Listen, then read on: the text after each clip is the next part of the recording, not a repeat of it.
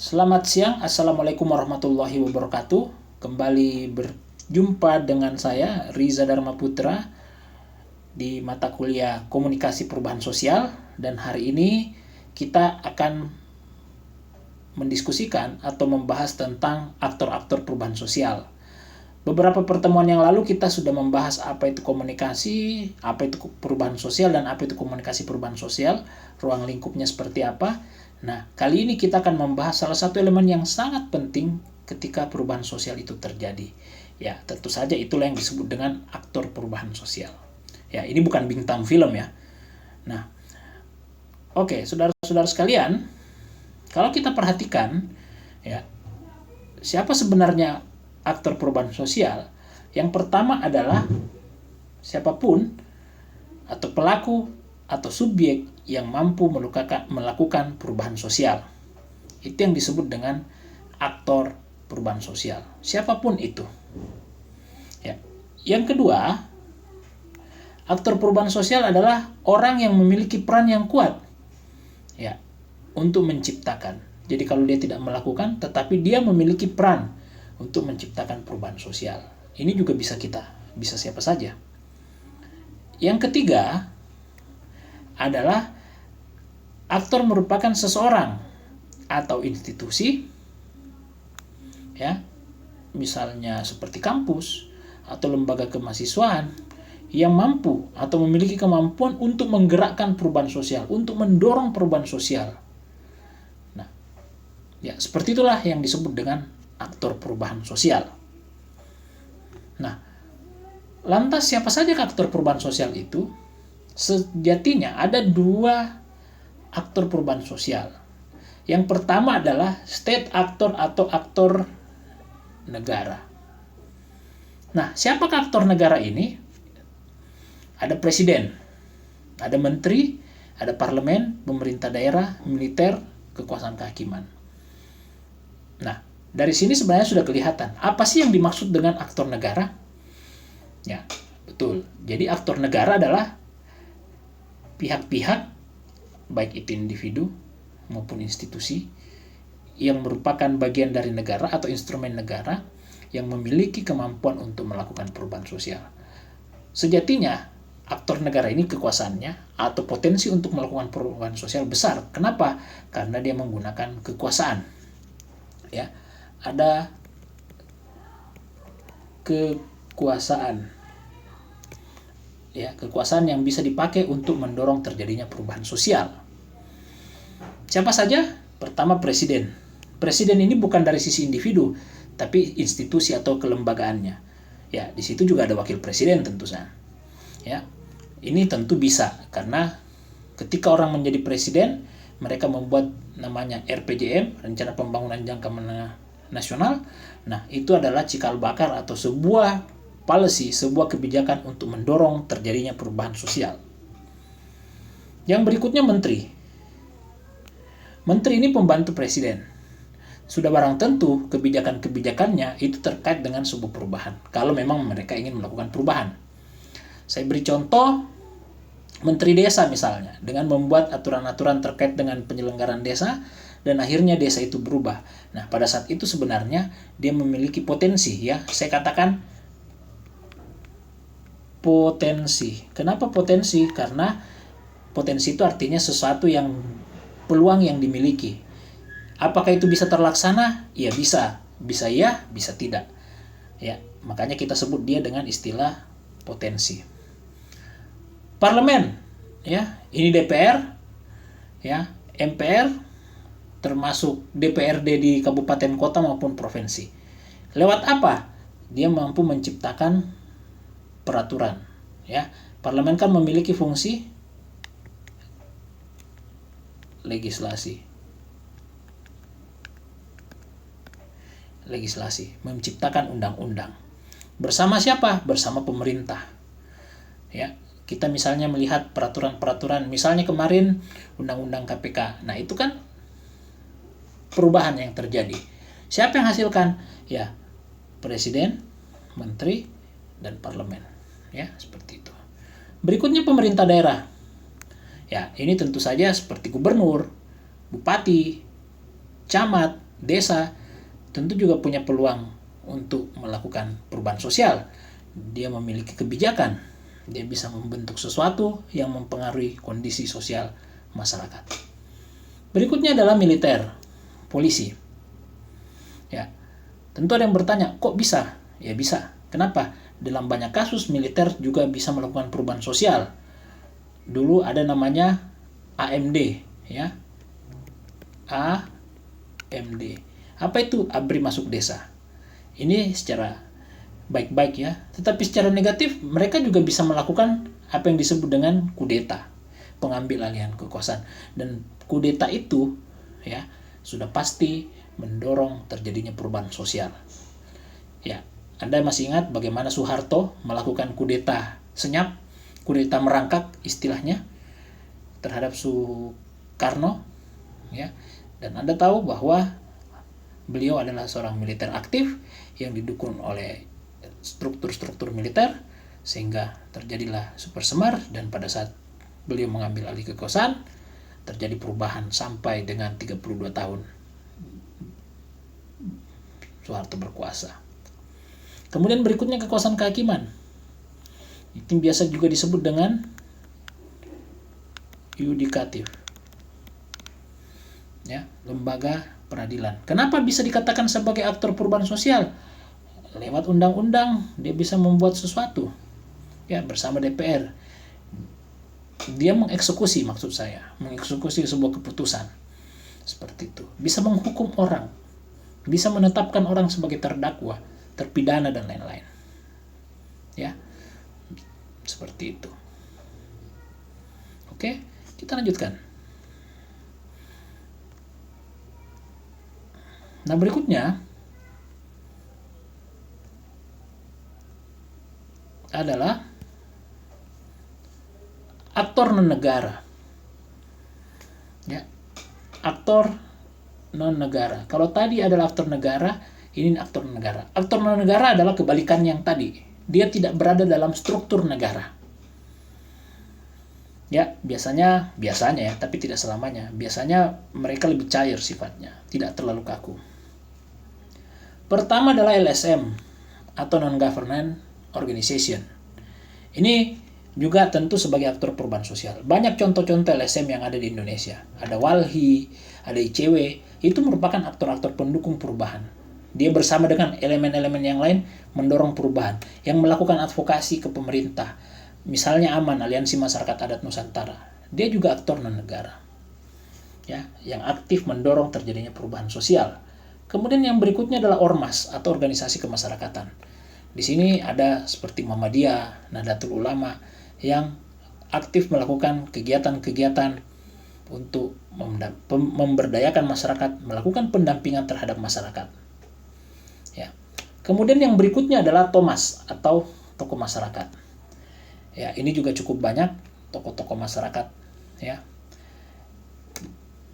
Seperti Buya Syafi'i misalnya, beliau adalah tokoh masyarakat, bisa mendorong terjadinya perubahan sosial. Ada tokoh agama, ya, ulama, kiai, pendeta, pastor, ya. Mereka adalah orang-orang yang berpotensi untuk menjadi atau mampu menggerakkan terjadinya perubahan sosial. Ya.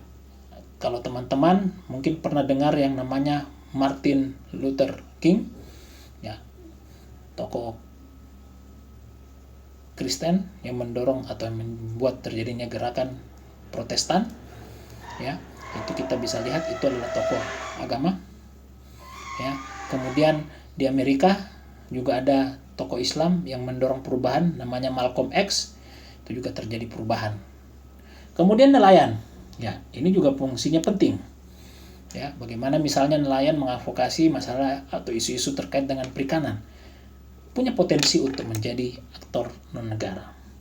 Kelompok profesional seperti dokter, ya, pengacara, itu juga merupakan aktor non-negara untuk bisa melakukan perubahan sosial, ya, karena kebijakannya, karena profesinya, dia mendorong orang untuk melakukan sesuatu, ya.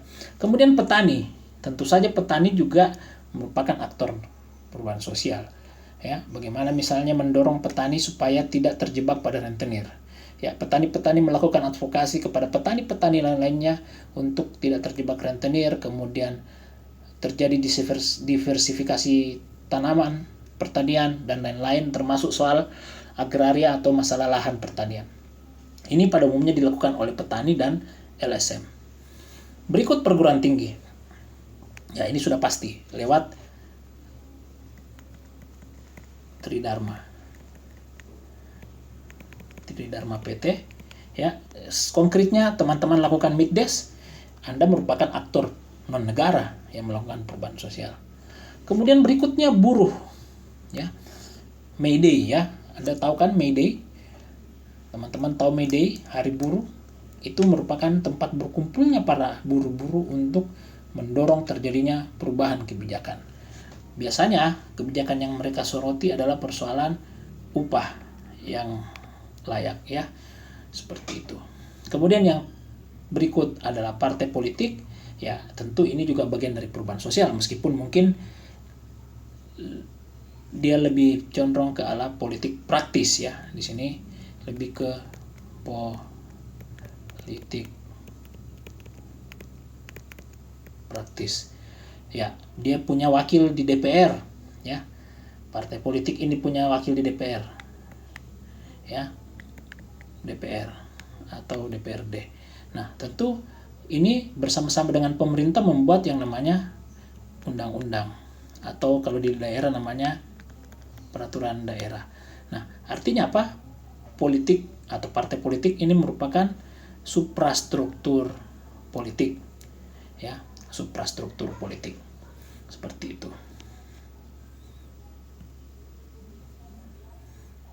Oke, berikutnya. Tadi kita sudah bicara dengan aktor-aktor negara dan aktor-aktor non-negara. Nah, sekarang ada lagi yang lain yang merupakan aktor lintas negara.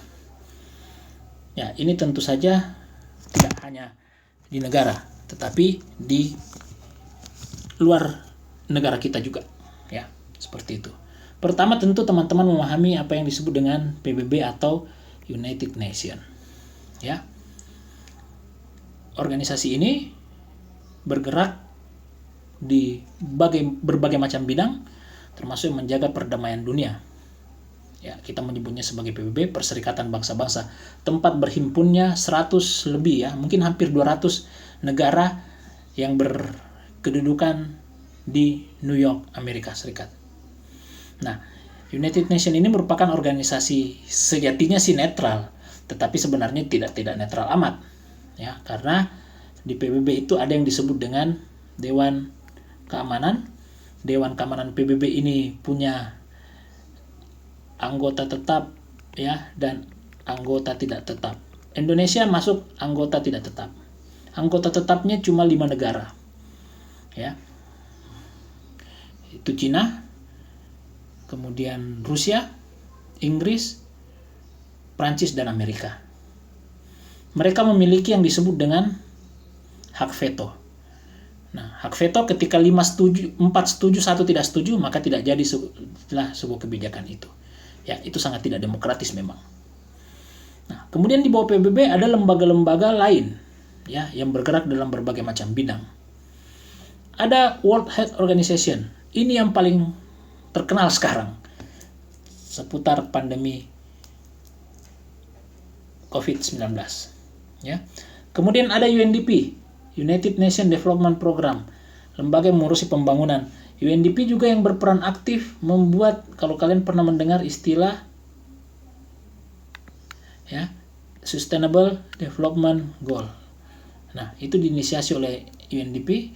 Kemudian dia menghitung yang namanya IPM atau Indeks Pembangunan Manusia. Kalau dalam bahasa Inggrisnya dia disebut dengan Human Development Index. Ya. Kemudian UNESCO. Ya, organisasi PBB yang mengurusi bidang budaya, sains, ya. Itu UNESCO. Termasuk masalah-masalah kultural, ya, kebudayaan. Seperti itu. Masalah-masalah sosial, ya, pengetahuan ini diinisiasi oleh UNESCO. Makanya kalau bicara candi ya itu kerjanya UNESCO. Ya, warisan budaya dunia itu kerjanya UNESCO. Kemudian FAO. Ini organisasi pangan. Ya. Tempatnya di Italia kalau saya tidak salah. Kita pernah masuk negara yang cukup disegani oleh FAO. Kemudian ada UNHCR. Ini bidang pengungsian, yang mengurus pengungsian. Dan sebenarnya ada juga, saya lupa satu, yang juga cukup terkenal, yaitu yang mengurusi bidang anak-anak. Ada yang tahu? Ya, UNICEF. Inilah organisasi PBB yang memiliki banyak bidang. Nah, kalau UNICEF ini khusus di bidang anak-anak. Nah, kemudian kita masuk ke lembaga LSM internasional. Jadi tadi itu ada LSM nasional, ada juga internasional. Ya, LSM internasional ini contohnya apa? Greenpeace. Ya. Ini teman-teman di Indonesia cukup banyak gerakannya menyoroti masalah lingkungan.